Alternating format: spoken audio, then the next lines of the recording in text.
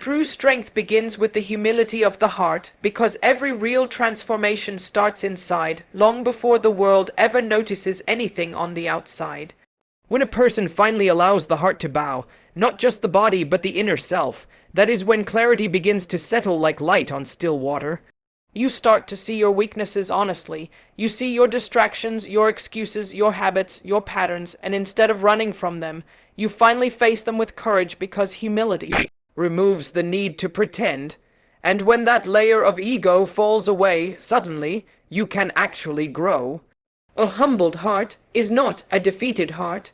It is a heart that has finally stopped fighting the wrong battles. It stops fighting truth, stops fighting discipline, stops fighting reality, and instead starts fighting the inner resistance that has held it back for so long. There is something powerful about admitting your limits, not as a confession of failure, but as a doorway to dependence on Allah. When you accept that you don't have to carry everything alone, your heart becomes lighter, clearer, more focused. You stop drowning in expectations and start thriving through surrender. You realize that humility isn't about lowering yourself. It's about raising your sincerity. It's about saying, I don't have all the answers, but I know where to turn to seek them. And when the heart reaches that point, Allah is found not in the loud declarations of confidence, but in the quiet whisper of sincerity that says, guide me. That whisper often carries more power than the loudest motivational speech, because it comes from truth. Most people think strength is shown by how loud you speak, how hard you push, how much you achieve. But real strength is hidden in how easily you can kneel, how willingly you can let go, how honestly you can acknowledge your flaws. Humility creates emotional space for discipline to grow. An arrogant heart rejects structure because it refuses to admit it needs it. A humbled heart welcomes discipline because it understands that without it, your potential remains locked inside you. You begin to see that the reason you've been struggling isn't because you're incapable. It's because you've been trying to live without the very ingredient that brings clarity and direction. When your heart truly humbles itself, you begin to notice that life becomes more balanced, your reactions soften. Your patience expands, your discipline strengthens, you start making choices not out of impulsiveness, but out of awareness. You realize that the spiritual and the practical are not separate worlds, they feed each other. A humbled heart leads to a stronger routine. A stronger routine leads to a clearer mind leads to a more peaceful soul. And a peaceful soul finds Allah everywhere, not because Allah suddenly appears, but because your heart finally becomes quiet enough to recognize His presence. Humility also teaches you to stop comparing your journey with others. You're no longer trying to prove anything to anyone. You're simply trying to grow, and that intention alone brings a type of calm power that arrogance can never produce. When your heart bows sincerely, discipline no longer feels like a burden. It feels like a path, one that you walk with purpose, with guidance, with focus. You understand that every act of discipline is an act of worship, because you're choosing growth over comfort, sincerity over laziness, and truth over ego. And that choice, repeated consistently, transforms your entire life. When the heart humbles itself sincerely, that's when the real strength begins. People often say they're tired, exhausted, drained, unable to continue. But more often than not, it isn't tiredness that defeats them, it's the lack of discipline. Real fatigue is rare. What's common is the mind giving up long before the body ever reaches its limit. And when the mind quits first, when it convinces you that you can't go on, you don't question it because it feels so real in the moment. But if you pause and observe, you'll notice something deeper. The heart that has not yet embraced discipline finds every small challenge overwhelming. It isn't the workload that crushes a person. It's the undisciplined patterns that make even simple tasks feel heavy. The truth is, tiredness becomes an easy explanation because it allows us to avoid responsibility. It's far simpler to say I'm tired than to say I haven't organized my priorities. Or I keep giving in to distractions. This isn't about blaming ourselves, it's about being honest with ourselves. When a person builds discipline, the same tasks that once felt impossible become manageable, even routine. The difference isn't in the circumstances, it's in the structure of the soul. An undisciplined heart exaggerates difficulty, a disciplined one navigates it with clarity. We live in a world where attention is scattered, where every device and every habit pulls you away from what truly matters. And as these distractions grow, the ability to stay focused weakens. Then, when you try to return to what requires effort, prayer, study, work, self-improvement, the heart immediately feels overwhelmed. Not because you lack energy, but because you haven't trained the heart to stay steady. Discipline is like a muscle. When it's weak, everything feels heavy, but when it strengthens, even the heaviest burdens feel lighter. And the beautiful thing is, discipline doesn't require talent, intelligence, or extraordinary ability. It requires consistency, and consistency requires humility. Once a person becomes honest with themselves and admits that I'm not tired, I'm undisciplined, that admission becomes the door to change. It removes excuses and opens the path to effort. When you realize that you have more capacity than you've allowed yourself to believe, you begin to push a little further, stay a little longer, try a little harder. You begin to correct your habits, refine your routines, and organize your intentions.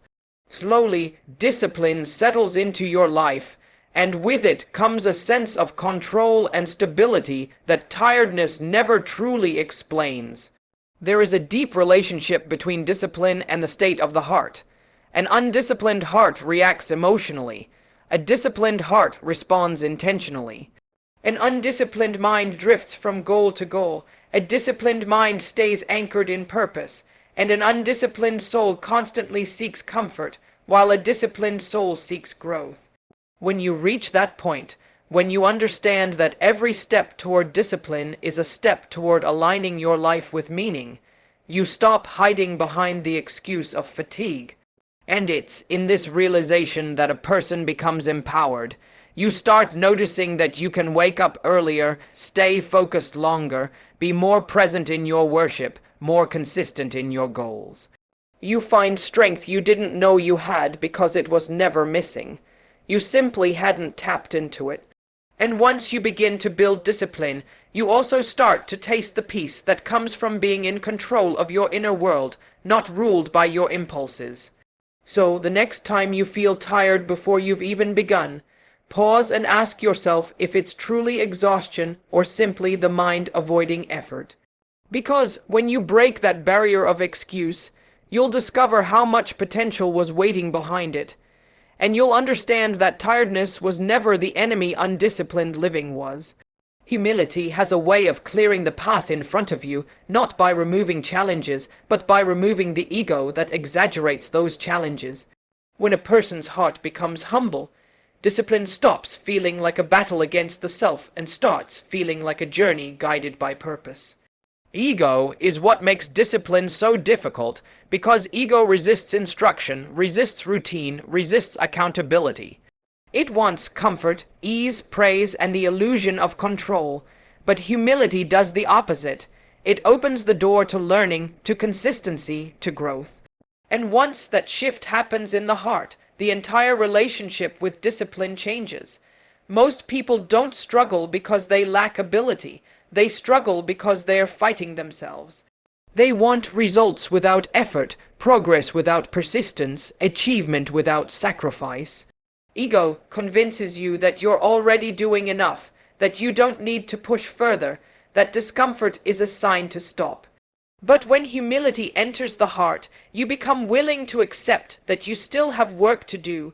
You become comfortable with correction, open to improvement, and honest about your weaknesses. That honesty is not a source of shame, it's a source of direction, because you cannot discipline what you refuse to acknowledge. When humility grows, discipline grows with it. A humbled heart doesn't take everything personally. It doesn't crumble at criticism or run away from hard truths. Instead, it absorbs them, reflects on them, and uses them as fuel for progress. You begin to realize that discipline isn't just about pushing yourself, it's about refining yourself. It's about recognizing where your habits are hurting you and being willing to reshape them. That willingness is the direct result of removing ego from the equation. You no longer say, "I'm fine as I am." Instead, you say, "I can become better than I am." Humility also brings consistency. When the heart is humble, you stop expecting quick success and start embracing steady effort. You no longer see discipline as punishment. You see it as alignment, alignment between who you are and who you want to be, alignment between your actions and your intentions, alignment between your daily choices and your deeper purpose. Humility removes the impatience that says, "Why isn't this happening faster?" and replaces it with the wisdom that says, "Every small step matters." And that mindset makes it possible to stay committed even when motivation fades. There's another powerful shift that humility brings. It protects you from the trap of comparison. Ego always wants to measure itself against others, and that comparison drains discipline. You lose focus, doubt your progress, and question your worth. But a humbled heart stops competing with people and starts competing with yesterday's version of itself. That shift alone is transformative. Discipline becomes personal, meaningful, and deeply spiritual. You're no longer driven by the desire to impress anyone. You're driven by the desire to improve for the sake of sincerity. When ego steps aside, the heart becomes lighter. Tasks feel more manageable. Goals feel more attainable. The path you once resisted becomes a path you willingly walk. And the beautiful part is that humility doesn't weaken you. It strengthens you. It gives you the courage to be consistent, the patience to keep going, and the clarity to stay focused. You begin to understand that discipline is not a burden placed upon you. It is a gift placed within you, waiting for you to activate it. And all of it starts with the simple willingness to let the heart bow before the truth. When a heart truly submits, something remarkable begins to unfold. Doors open that discipline alone could never unlock. Effort is necessary, commitment is essential, routines matter. But there is a level of strength that only comes when Allah supports you from angles you never saw coming. A person can push themselves, train themselves, motivate themselves, but without the heart's surrender, the journey becomes heavier than it needs to be. The moment the heart bows sincerely, the struggle does not disappear, but the burden becomes lighter because it is lifted with divine help rather than carried alone. People often think that success is purely the result of their own hard work, their own planning, their own strategy. But life has a way of teaching us that some obstacles cannot be overcome by effort alone. There are challenges that outmatch our strength, uncertainties that outgrow our knowledge, and moments that overwhelm our control. It is in those moments that the value of humility becomes clear. When the heart submits and recognizes its dependence on Allah, a new type of resilience is born, one that is not built from ego, but built from trust. And trust gives a person a calmness that no amount of self-confidence can produce. You start to see that discipline fueled by humility isn't just about staying consistent, it's about staying connected. When your heart is connected to Allah, your discipline becomes intentional, your efforts become blessed, and your progress becomes steady, not because the path suddenly becomes easy, but because you are strengthened along the way. You might still feel tired sometimes, but you no longer feel defeated. You might still face setbacks, but you no longer feel lost, because the heart that submits gains stability from above, stability that cannot be shaken by the storms around it. And with that submission comes clarity. You begin to notice opportunities you once ignored, solutions you once overlooked, and strengths you once doubted. These aren't coincidences. They are signs that when you walk toward Allah with a humbled heart, He opens paths you never imagined you could walk. Many people struggle endlessly because they rely on their discipline, but forget to align it with spiritual grounding. They push, they strain, they exhaust themselves, but without divine support, progress feels slow and life feels heavy. Yet one sincere moment of surrender can shift the entire direction of their journey. There's a beautiful balance between effort and reliance. Your effort shows your intention, and your reliance shows your faith. When both meet, life becomes more purposeful. You no longer chase discipline for the sake of productivity. You pursue it for the sake of becoming the person Allah wants you to be. And when that intention settles in your heart, Allah places barakah in your time, your strength, your focus, your routine. Suddenly, the tasks that once drained you become tasks that elevate you. The goals you once feared become goals you embrace. The discipline that once felt like burden becomes a path of closeness to Allah.